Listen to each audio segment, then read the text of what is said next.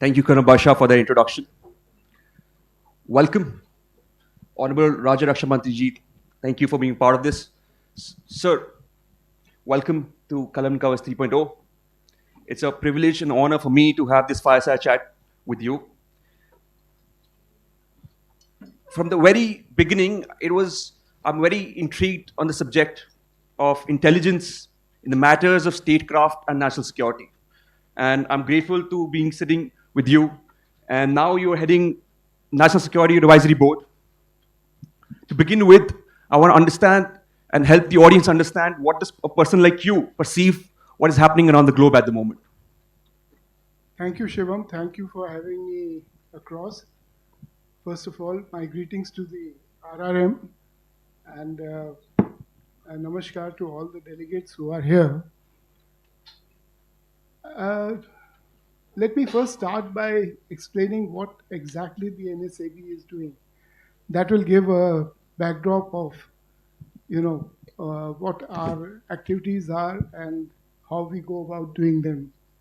So, as the word itself suggests, it's an advisory board to begin with. And apart from looking at the long-term perspectives, we also look at the processes and whether by tweaking those processes we can bring in more efficiencies on the road to Atmanirbharta, so to say. So that is where we stand right now. And as I said, that it's an advisory board, and the members bring in their very rich experience, I would say, which they have gained over their careers. And we have a great, I would say, spectrum of experience from the armed forces, from the technology side, from the diplomats. I mean, you have a situation where a board which covers almost the entire range of national security imperatives. So that is where we stand right now. But the world as we see right now is in a geopolitical influx.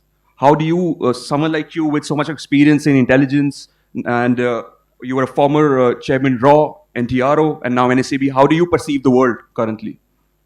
Well, goes without saying that it's a world which is very, very difficult to make sense of at this stage. But having said that, there are certain trends that one can see. And one of them, which comes out very starkly, is that the whole equations across geographies, they are changing, and we have to find our place under the sun in those changing equations, in those changing geographies. It's very difficult to say where we need to anchor. The anchor has to be within self-sufficiency, Atmanirbharta, as the Honorable Prime Minister has been saying. But the fact remains that you can't do without, partnerships. And partnerships which are basically, stable, which add value to both the countries and are trusted in a sense. So that is where I would say that we find ourselves at the moment. I see. So you mentioned that the NSAB brings together military, diplomatic, intelligence, and police minds together. Two of them are sitting amongst us as well. How do you build a common threat picture across institutions that are currently built to protect their own lanes, sir? I would put it in a very broad way, in the sense that any issue that comes up before the NSAB, you find, as I said, a variety of perspectives to look at it. And I'll give you an example, an issue that may be, having a certain outlook from the diplomatic angle, would have a different connotation from the internal security point of view, and vice versa.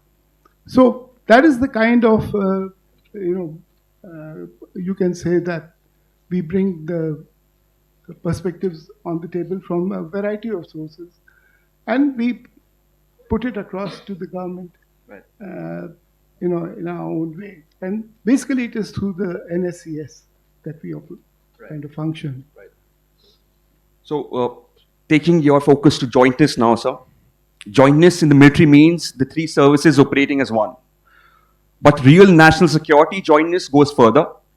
RAW, IB, military intelligence, NTRO, and even cyber agencies. From your experience leading RAW and now NSAB, where are the genuine gaps in the wider intelligence military integration, and how do we achieve the whole of nation approach? That's a very good question and a difficult one to answer also. But let me put it very succinctly that jointness does not mean drawing up of only SOPs.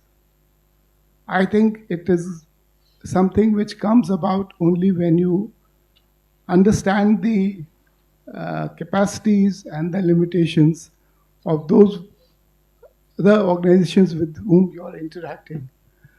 And it's only when you have an element of trust between organizations that jointness can actually, come to fruition. That is the way I look at it.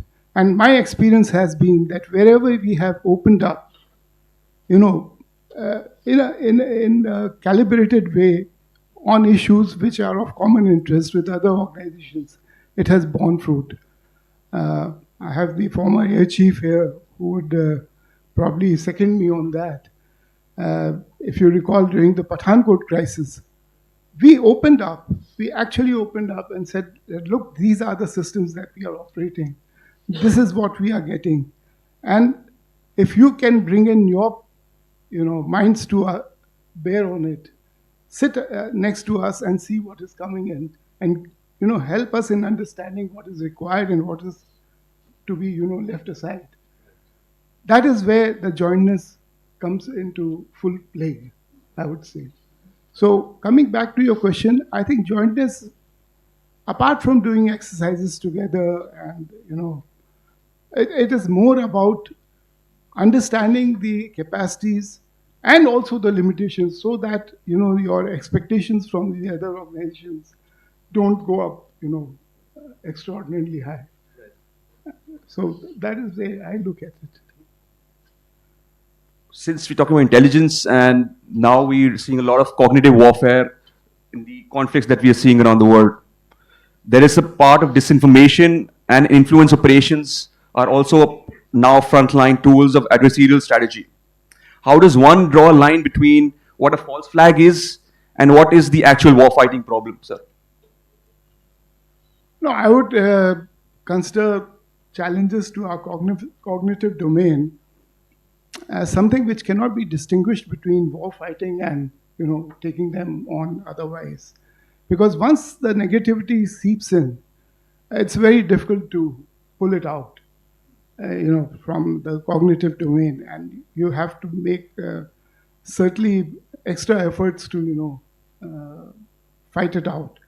So I wouldn't like to make this distinction. Once you see a threat to your cognitive domain, whether it is conflict situation or otherwise, even in the normal circumstances, I would take it very seriously and look at it. But how do we protect ourselves from the false information? And now that we see a lot of AI images, videos that are coming in public, and more false, there's less truth than the reality. No, there's technology which can be brought to play in this. But apart from that, you need a centralized structure to look at it.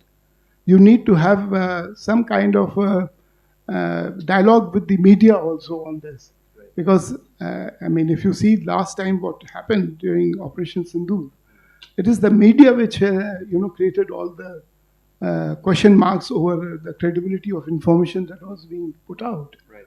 So I think you need to have a very holistic view and get all the stakeholders on one platform or on the same page on this issue. And I think the government is quite, seized of this problem. And I'm sure that we'll work out some modus vivendi for this. Right. So you mentioned the Pahalgam attack and the importance of strategic communication in today's time. And from a national security architecture standpoint, what does an attack like this reveal about the gaps that we need to close at the moment? No, it's very difficult for me to say because I'm not privy to. As I said, we don't have access to classified information or anything like that. It's basically on the basis of our own experience. So whether there was a gap uh, between receipt of information and actual, it's very difficult to comment on that. But having said that, there is, I think, enough core strength to tackle such issues, whether it is relating to, integration with among the agencies, operationalizing, certain specific threat assessments.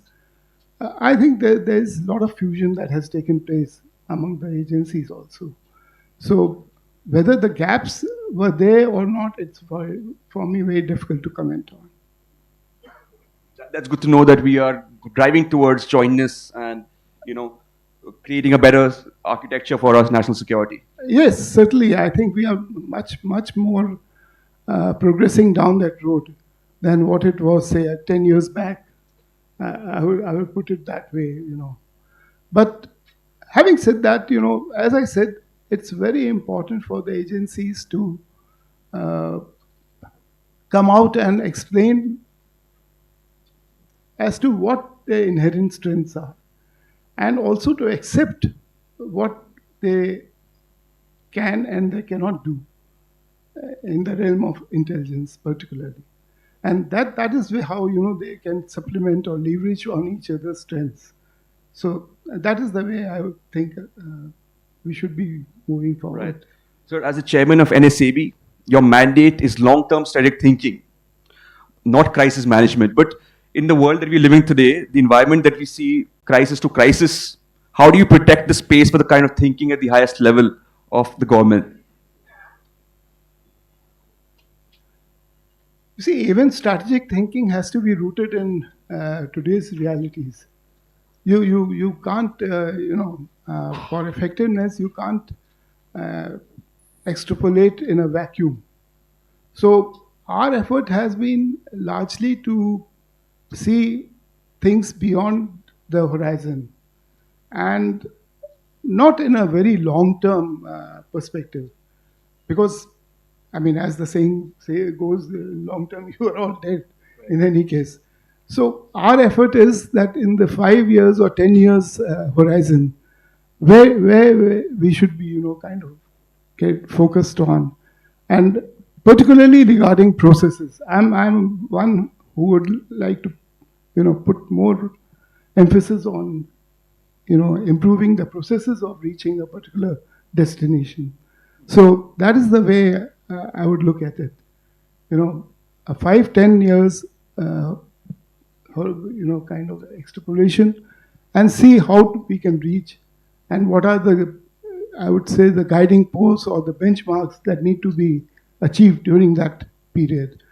That is how I would approach the problem. But thinking only in terms of very long perspective at this stage, I think one can do without it for the moment. So I'll shift your attention to the third pillar of JAI, which is innovation. And in the domain of intelligence, surveillance, and reconnaissance, what are the technology that you foresee in the next 5 years that is required for India and we must work on towards? In terms of innovation, I would say that my belief is that there is enough talent in the country. But at the same time, there is cutting edge technology that needs to be brought into the system. And that can come only through, as I said, trusted partnerships. But at the same time, we have to operate at two levels. One is to, acquire those cutting edge technologies, again, through trusted partnerships, and at the another level to encourage our own, uh, you know, I would say, innovators and entrepreneurs. And my experience has been that even things that were considered to be beyond, the capacity of established institutions, we were able to deliver. The only problem was how to scale it up, and that is where the processes like DAP and come into play. And let me share with you that NSAB has made I would say, a signal contribution in giving suggestions to the formulation of the new DAP. So I think there's enough strength. The only thing is we have still to get our act together. Again, I'm underlining that word, processes. Right. Rest of it will fall in place. It's only the processes. You have to empower people. I mean, I'll give you one small example which will, kind of illustrate. You appoint somebody as a chairman, you give him financial powers, but then you have the financial advisory, on his head, questioning him as to why he has taken that particular decision. That is not the way we can move forward. And I'm very clear in my mind on that. So that is where we stand. Otherwise, there's nothing which is lacking. And I say it with all conviction. There's nothing which is lacking within our scientific community, within our establishments, whether they are related to defense or intelligence. But the only issue is how you get your act together in terms of financial empowerment, in terms of accountability. These are the areas that need to be looked at very carefully. Brilliant. So you're saying that we need more financial empowerment to no, the financial powers are there, but then you have to look at the processes. If the person in position is not able to exercise those powers, or has hesitation. Another example I'll give you. Why is it that we are shy of promoting our own industry? I mean, today, I have seen the period when I joined service. I'm sorry, I'm taking a little more time. When I joined service as a young SP, it was considered infra-tech to be associated with any businessman. Today, the situation is so different. And I keep telling my colleagues, please interact and please put forward any good proposal. Don't hesitate. Nobody is questioning your integrity unless you go off the rails.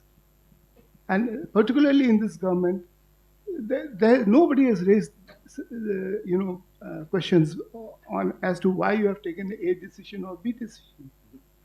So what is holding us back? It is just sheer inertia, I would say, desire to be cautious. This is not the way that you are facing existential threats, challenges. No, I will not use the word threat.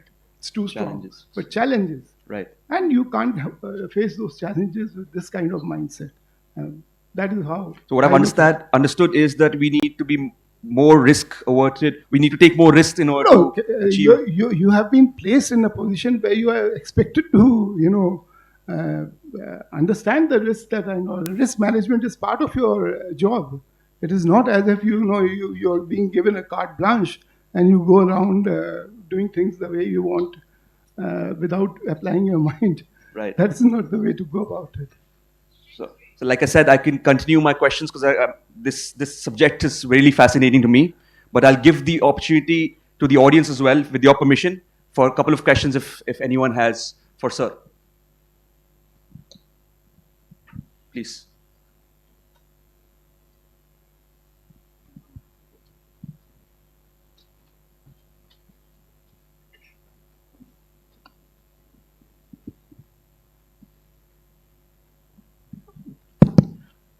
Good morning, sir. I'm Colonel Manik Anand. So I was in the MOD as heading the aerospace division.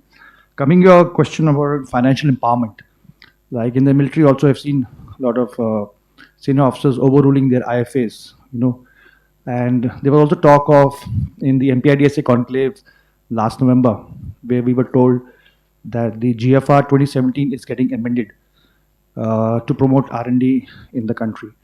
So I think whoever is the competent financial authority, I think if he is strong enough and he thinks that it's gung-ho, I think he can overrule the IFA, and I think that should not be detrimental to the cause of development.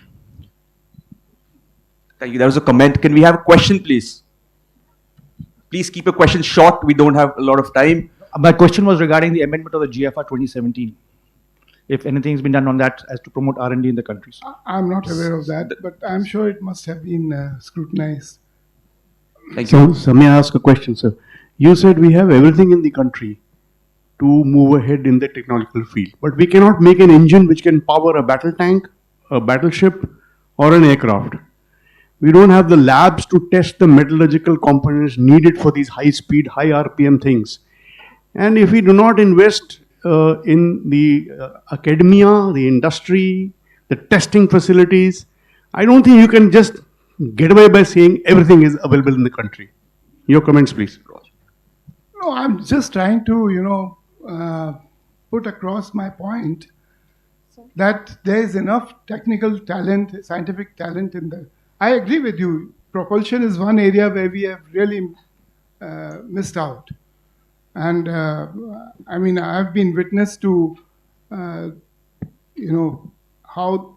Kaveri was being, developed since the mid 90s. I mean, I was witness to a team, coming and looking at various options when I was posted outside India. Anyway, but your point is well taken. The problem is that what had held us back from developing those facilities. We should be asking that question more examine as to what held us back. And you'll find the answers yourself as to what needs to be done now. So I'll leave it at that. One last question, Group Captain Naran, please. Keep it please short and.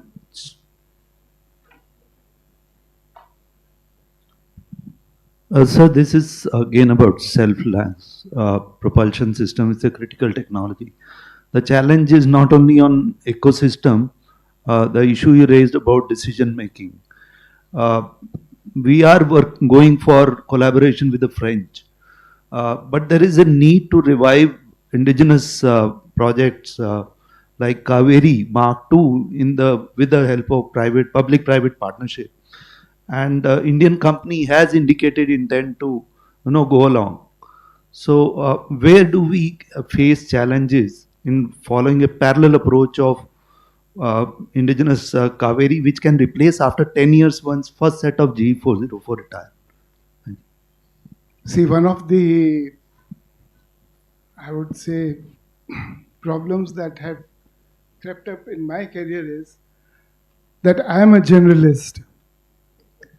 And I was made in charge of a technical organization. And it was, a struggle for me to understand the nuances. I think this question needs to be directed towards the DRDO as to where exactly, the problems. But I'll give you one, probably it will be illustrative of all the issues that, one faces. We recently visited the facility of where the ADA facility in Bangalore. 3 institutions are there in Bangalore, which if they, kind of synergize with each other, I think a lot of good will come out of it. They are in the same city. And I'm sorry to say, my impression was that there was a gap in their, communication with each other. What to talk about anything else. So that is where things actually rest. So I really don't know. I can't give you a technical solution to what you have said. But I can certainly say that there is a need for synergy, there is a need for communication, there is a need to even explain as to what your problems are. How would you expect solutions to come out unless and until you are open in discussing your problem statements. So I think You answered your question. Sir, thank you very much for this insightful conversation. I'm sure the audience had a lot of takeaways as well as myself. We will conclude the fireside. Thank you. thank you so much for it.